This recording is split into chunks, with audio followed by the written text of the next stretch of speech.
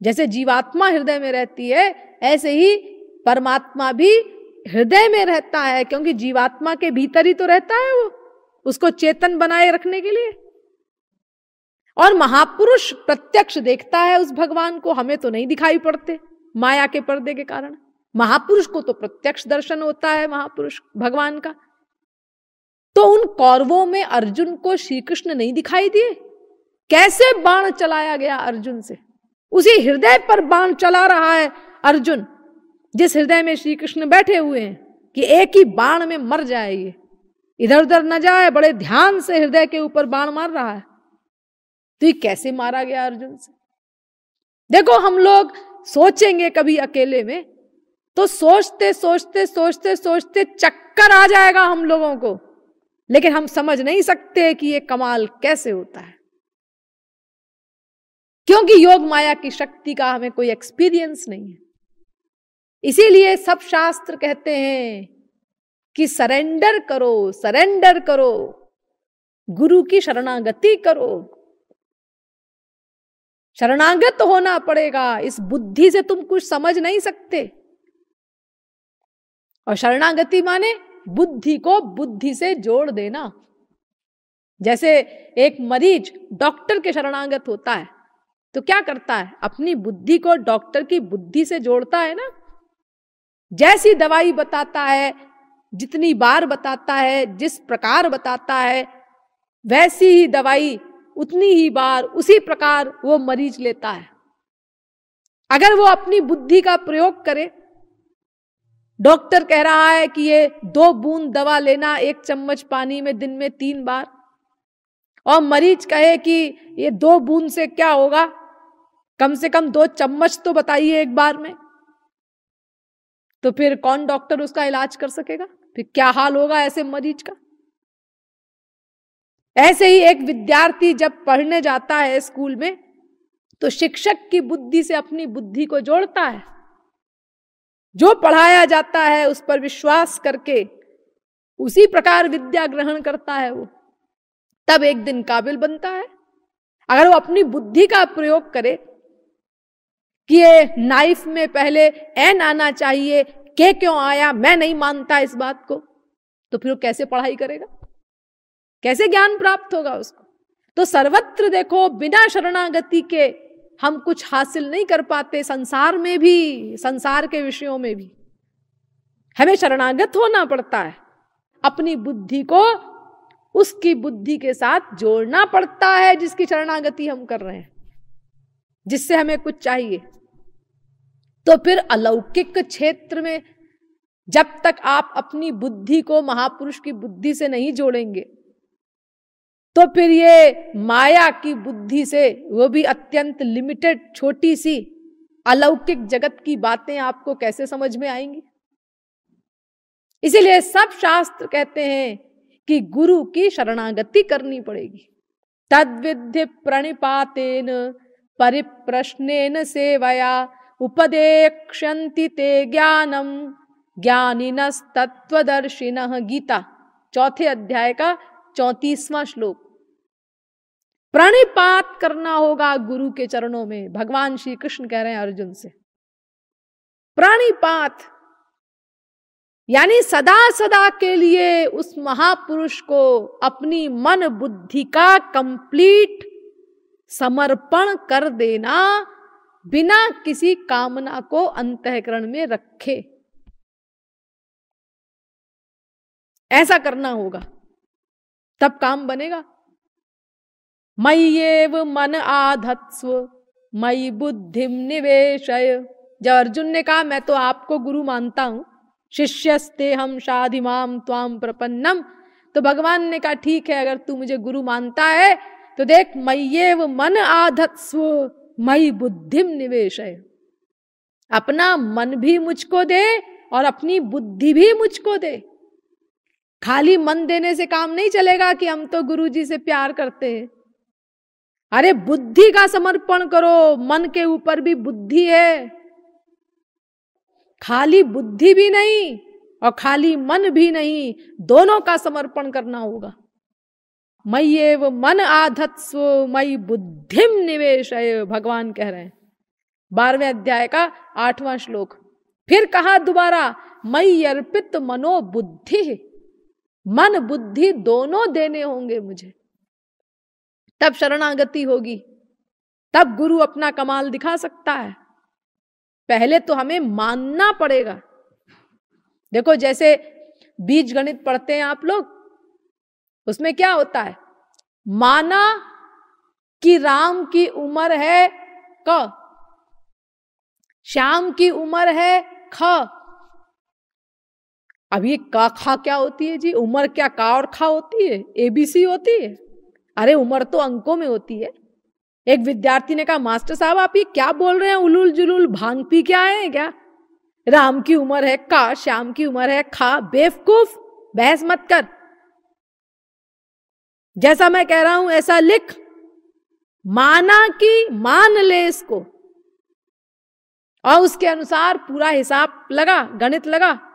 फिर जब एंड में तू पहुंच जाएगा तब समझ में आएगा तुझको कि का माने 16 साल और खा माने 18 साल। पहले नहीं समझ में आएगा। देखो संसार में ऐसी हंसी की बातें भी हम लोग मान लेते हैं। तो ऐसे ही अलौकिक जगत की बातें, वो तो ब्रह्मादिक की बुद्धि से, सरस्वती बृहस्पति की बुद्धि से परे हैं।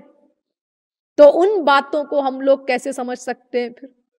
इसीलिए पहले हमें किसी वास्तविक महापुरुष के प्रति बुद्धि का सरेंडर करना होगा, और उसके बताए अनुसार हमको साधना करनी होगी, उसकी आज्ञा पालन करते हुए।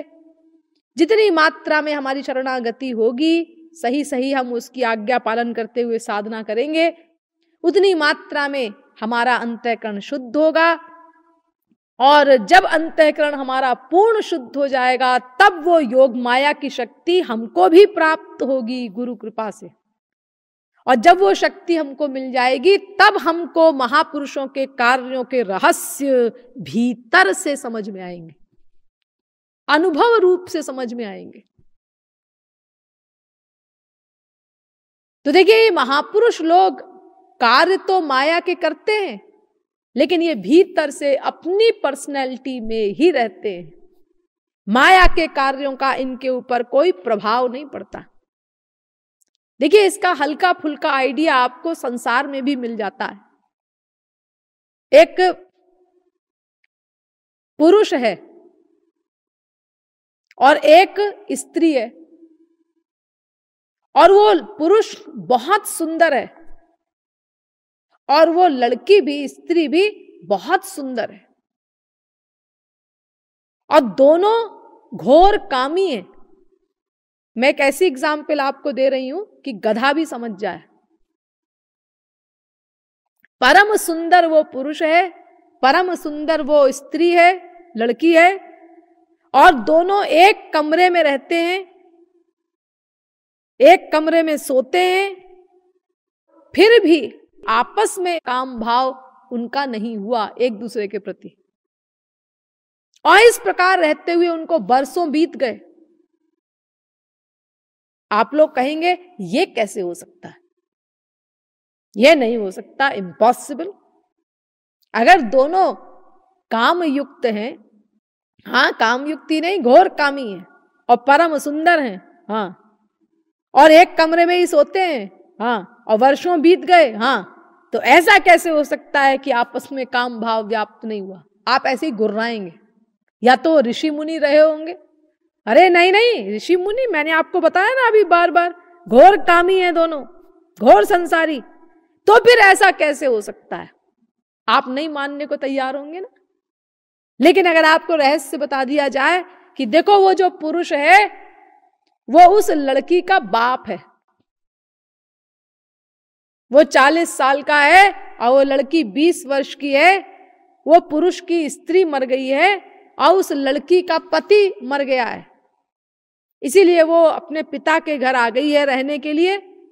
गरीब है बहुत बाप, इसीलिए दोनों एक कमरे में रहते हैं मजबूरी में। लेकिन देखो आपस में काम भाव व्याप्त नहीं हुआ उनका। वो पुरुष पड़ोस की नौकरानी से प्यार करता है, खिड़की से झांक झांक करके उससे प्यार की बातें करता रहता है, और वो लड़की भी एक लड़के में आसक्त है, लेकिन आपस में एक दूसरे के प्रति काम भाव व्याप्त नहीं हुआ। ये कमाल कैसे किया? ये ऐसे हुआ कि जब से वो लड़की पैदा हुई, बाप ने सदा यही सोचा, ये कमला मेरी बिटिया है, ये कमला मेरी बिटिया है। देखा लड़की को, ये मेरी बिटिया है, आवाज दी कमला, आवाज आई, मेरी बिटिया की आवाज है। तो ये बिटिया बिटिया का साइकोलॉजिकल आइडिया इतना घर कर गया कि ऋषि मुनि की अवस्था से आगे पहुंच गए वो लोग। तो सोचो, ऐसा कमाल तो संसार में ही आप लोग कर लेते हैं। एक लड़की विदा हो रही है 16 श्रृंगार युक्त,